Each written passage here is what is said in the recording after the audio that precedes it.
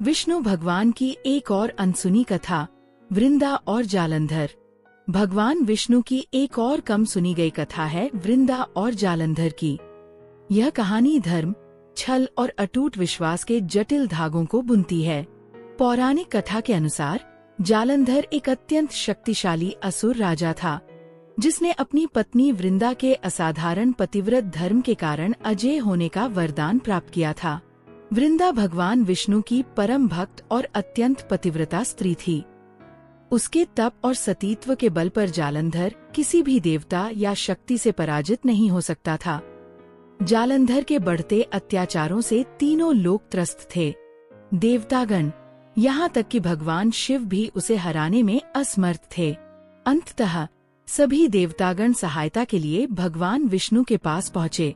भगवान विष्णु को ज्ञात था कि वृंदा के सतीत्व के रहते जालंधर को हराना असंभव है, इसलिए देवताओं और लोकों के कल्याण हेतु भगवान विष्णु ने एक युक्ति सोची। उन्होंने जालंधर का रूप धारण किया और वृंदा के समक्ष प्रकट हुए।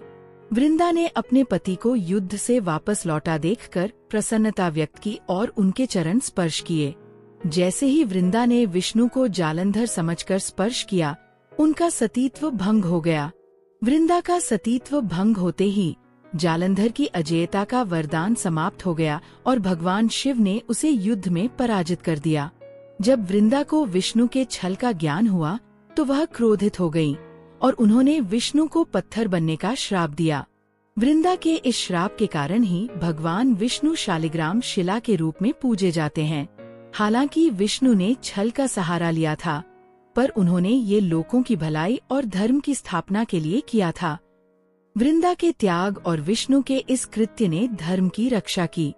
बाद में वृंदा ने स्वयं को अग्नि में समर्पित कर दिया और उनकी राख से तुलसी का पौधा उत्पन्न हुआ।